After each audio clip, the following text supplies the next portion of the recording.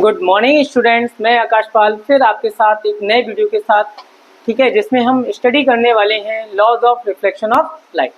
ठीक है, तो इसी लास्ट लेक्चर में, लास्ट वीडियो में हमने ऑब्जर्व किया था, लर्न किया था, समझा था किसको, रिफ्लेक्शन ऑफ लाइट को। तो इस वीडियो में हम स्टार्ट करने वाले हैं बहुत ही इंपॉर्टेंट टॉपिक जो है आपका laws of reflection of light. ठीक है, तो इसको समझते हैं laws of reflection of light को। सबसे पहले laws of reflection of light को समझने के लिए हमको एक रे डायग्राम ड्रॉ करना होता है, जो मैंने लास्ट लेक्चर में ऑलरेडी एक्सप्लेन कर दिया है बहुत अच्छे से। तो अगेन हम इसको ड्रॉ कर लेते हैं। ये हमारा क्या है, एक पॉलिश्ड सरफेस और we can say reflecting surface. कौन सा सरफेस? Reflecting surface. इस रिफ्लेक्टिंग सरफेस पे क्या हो रहा था, एक लाइट रे फॉल हो रही थी, एक लाइट रे फॉल हो रही थी, जिसको हमने क्या बोला था, इसको हमने बोला था इंसिडेंट रे ऑफ लाइट। क्या बोला था भाई? Incident ray of light. भाई इस जिस पॉइंट पर फॉल हो रही है, जिस पॉइंट पर फॉल हो रही है, इसको मैंने बोला था, इसको हमने बोला था क्या? Point of incidence. क्या बोला था? Point of incidence. इस सरफेस पे स्ट्राइक होने के बाद ये जो रे ऑफ लाइट है वो इसी मीडियम में क्या हो जा रही थी? रिटर्न हो जा रही थी। क्या हो जा रही थी? रिटर्न हो जा रही थी। तो इस रे को हमने बोला था कौन सी रे? Reflected ray of light. Reflected ray of light, very good, reflected ray of light. ठीक है, और इस पॉइंट पर हमने एक नॉर्मल ड्रॉ किया था, मतलब परपेंडिकुलर ड्रॉ किया था, तो ये हो गया हमारा परपेंडिकुलर। ठीक है, ये क्या हुआ हमारा? परपेंडिकुलर, जिसको हमने क्या नेम दिया था सर? नॉर्मल। ठीक है, और ये जो नॉर्मल और एंगल ऑफ इंसिडेंट रे के बिटवीन जो एंगल फॉर्म हो रहा है, इसको हमने क्या बोला था? एंगल ऑफ आई, मतलब एंगल ऑफ इंसिडेंट। और ये जो रिफ्लेक्टेड रे है, इसको हमने बोला था, रिफ्लेक्टेड रे और नॉर्मल के बिटवीन जो एंगल फॉर्म हो रहता है, इसको हमने बोला था आर, और एंगल ऑफ रिफ्लेक्शन। ठीक है, तो लॉज ऑफ रिफ्लेक्शन को हम समझते हैं। सबसे पहले क्या है लॉज ऑफ रिफ्लेक्शन? सबसे पहले फर्स्ट लॉ को समझते हैं। फर्स्ट लॉ देखो, जितनी सारी चीजें आपने ऑब्जर्व की, समझी, उसी को आपको लिखना है, वही आपका फर्स्ट लॉ है। जैसे incident ray, incident ray, incident ray, normal, normal, at the point of incidence, eight the point of incidence, and reflected रे, एंड रिफ्लेक्टेड रे, all lies in a same plane, all lies in a same plane। ठीक है, तो इसको लिख लेते हैं, बस यही फर्स्ट लॉ है। क्या होता है कि भाई इंसिडेंट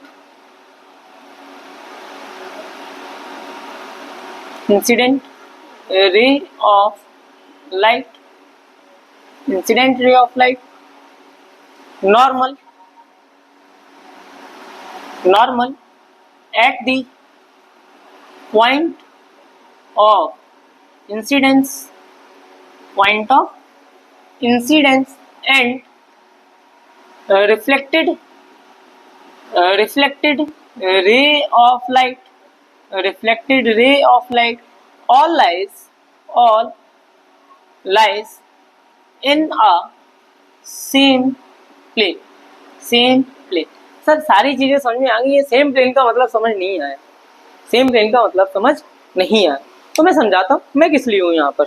ठीक है, तो लेट सपोज कि आपके पास कोई भी एक सरफेस है, ये एक सरफेस है। ठीक है, मेरे पास इसके अलावा भी कुछ और है नहीं।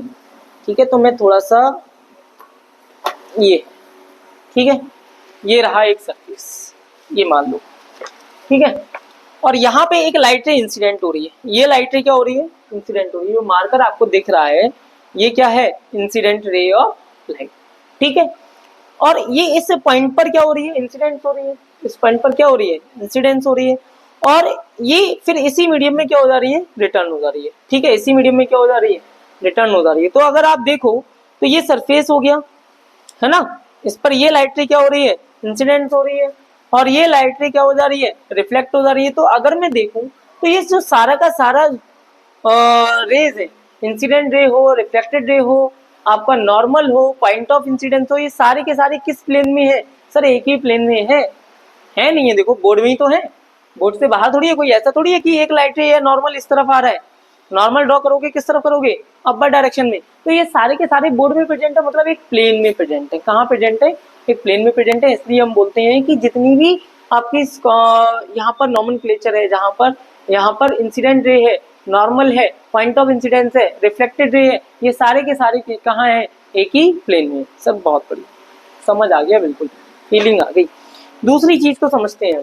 दूसरा कॉन्सेप्ट क्या है यहाँ पर, दूसरा कॉन्सेप्ट क्या है कि जो आपको एंगल ऑफ इंसिडेंस फॉर्म हो रहा है, एंगल ऑफ रिफ्लेक्शन फॉर्म हो रहा है, वो ऑलवेज इक्वल होता है। क्या होता है, ऑलवेज इक्वल होता है किसके सर, एंगल ऑफ इंसिडेंस के, एंगल ऑफ इंसिडेंस के। यही आपका क्या है, सेकंड लॉ। क्या है, सेकंड लॉ। क्या होता है second law, angle of reflection, angle of reflection is always equal to angle of incidence, angle of incidence, angle of incidence। ये क्या हुआ आपका, laws of reflection of light. ठीक है, बहुत इंपॉर्टेंट है। फर्स्ट लॉ क्या बोलता है, incident ray normal at the point of incidence and reflected ray all lies in a same plane. दूसरा लॉ क्या बोलता है, angle of reflection is always equal to angle of incidence. ये दोनों एंगल जो होंगे वो आपके ऑलवेज इक्वल होंगे। एक नोट पॉइंट है, क्या है सर नोट पॉइंट, कि ये जो laws of reflection of light है, ठीक है, वो हर एक सरफेस के लिए एप्लीकेबल है, हर एक सरफेस के लिए एप्लीकेबल है, चाहे वो कैसा भी सरफेस हो, स्मूथ सरफेस हो या रफ सरफेस हो, कैसा भी सरफेस हो, ये जो लॉज ऑफ रिफ्लेक्शन है वो हर सरफेस के लिए एप्लीकेबल है। तो नोट पॉइंट क्या हुआ, laws of reflection, laws of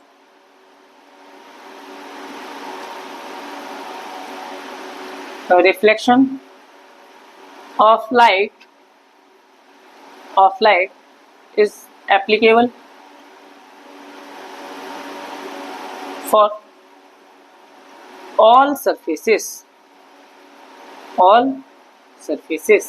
her एक सरफेस के लिए क्या है, ये एप्लीकेबल है।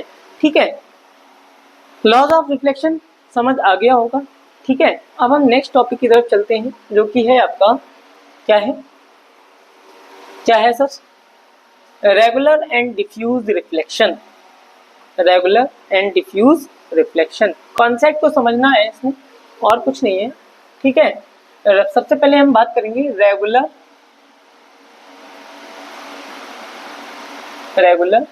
रिफ्लेक्शन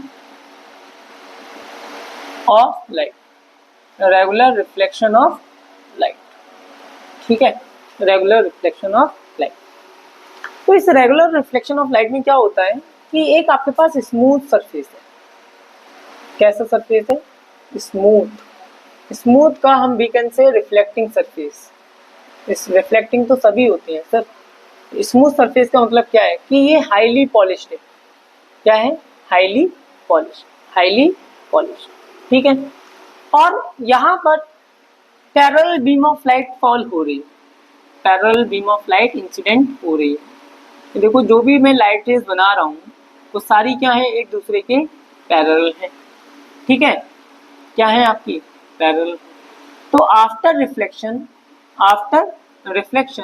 ये जो बीम है वो भी कैसी रहती है आपकी, पैरेलल ही रहती है। सर कैसी रहती है, पैरेलल ही रहती है।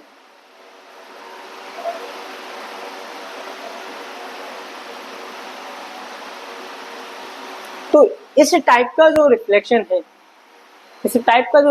हम इसको बोलते हैं स्मूथ और रेगुलर रिफ्लेक्शन। स्मूथ और रेगुलर रिफ्लेक्शन। वहीं अगर मैं डिफ्यूज रिफ्लेक्शन की बात करें, किसकी सर, डिफ्यूज रिफ्लेक्शन की। आप ही नहीं तो बताया, डिफ्यूज रिफ्लेक्शन। तो डिफ्यूज रिफ्लेक्शन में क्या हो रहा है, देखो बहुत ध्यान से। लेट सपोज ये आपके पास कोई भी एक रफ सरफेस है। कौन सा सरफेस है sir? Rough surface, rough surface. और इस रफ सरफेस के इतने से पार्ट को मैं जूम करके बना रहा हूं, देखो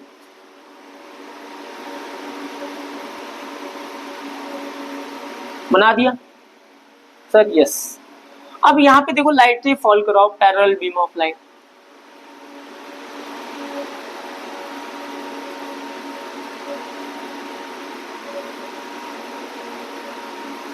फॉल करा दी। अगर मैं यहाँ पे नॉर्मल ड्रॉ करूं तो देखो कुछ इस तरीके से नॉर्मल ड्रॉ होगा, क्योंकि ये क्या है, देखो कर्व है, कर्व है तो नॉर्मल किस तरीके से ड्रॉ होगा, इसके परपेंडिकुलर।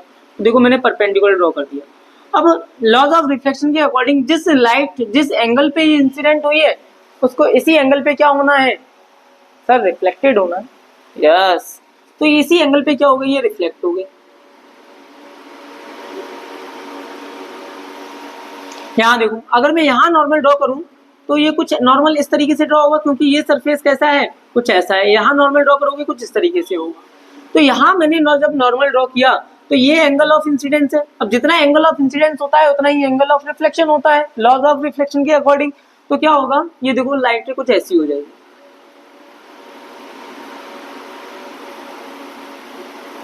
Very good sir. यहाँ फॉल हो रही है, यहाँ एंगल ऑफ रिफ्लेक्शन ये बनेगा, सॉरी नॉर्मल ये बनेगा।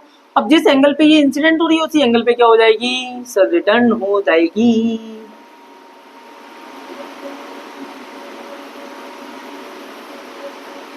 देखो स्मूथ और रेगुलर और डिफ्यूज रिफ्लेक्शन में डिफरेंस दिखाई दे रहा होगा।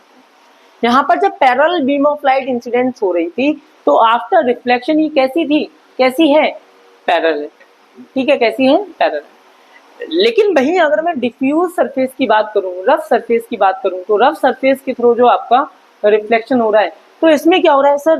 Parallel beam of light fall हो रही है, parallel beam of light fall हो रही है, लेकिन आफ्टर रिफ्लेक्शन ये पैरेलल नहीं है। कैसी बन गई ये? डाइवर्जिंग नेचर हो गया सर। डाइवर्जिंग नेचर हुआ तो क्या ये रेगुलर रिफ्लेक्शन है? नहीं है। रेगुलर रिफ्लेक्शन है? नहीं है। कौन सा रिफ्लेक्शन है? Diffuse reflection. क्योंकि यहाँ पर जो इंसिडेंट बीम ऑफ लाइट है वो तो पैरेलल है, बट आफ्टर रिफ्लेक्शन ये पैरेलल नहीं है। डिफरेंट डिफरेंट एंगल पर लाइट इंसिडेंट हो रही है तो क्या होगा? डिफरेंट डिफरेंट एंगल पर लाइट रिफ्लेक्ट होगी, इसलिए इसको बोलते हैं डिफ्यूज रिफ्लेक्शन। बात क्लियर हो गई? समझ आ गया? बहुत बढ़िया। तो देखिए अभी तक हमने सारा पार्ट जो किया है वो थ्योरेटिकल किया है, ठीक है। धीरे धीरे हम न्यूमेरिकल की तरफ बढ़ेंगे, लेकिन उससे पहले जो मेन कॉन्सेप्ट है, देखिए जो case based study question form होते हैं, असर्शन रीजन फॉर्म होते हैं, वो आपके कॉन्सेप्चुअल क्वेश्चन होते हैं। न्यूमेरिकल्स करने में कोई प्रॉब्लम नहीं है, हर कोई कर लेता है, ठीक है, बस थोड़े से कॉन्सेप्ट यूज होते हैं। लेकिन जो कॉन्सेप्चुअल क्वेश्चन आजकल सीबीएसई जो पैटर्न कर रहा है, बना रहा है, ठीक है, केस बेस्ड स्टडी जो क्वेश्चन फ्रेम कर किए जा रहे हैं तो वो आपके बहुत ही ज्यादा कॉन्सेप्चुअल हैं, ठीक है, सीबीएसई बोर्ड में। तो उनको समझने के लिए आपको ये जो थ्योरेटिकल नॉलेज है, कॉन्सेप्चुअल नॉलेज है, वो पता होना चाहिए। क्लियर?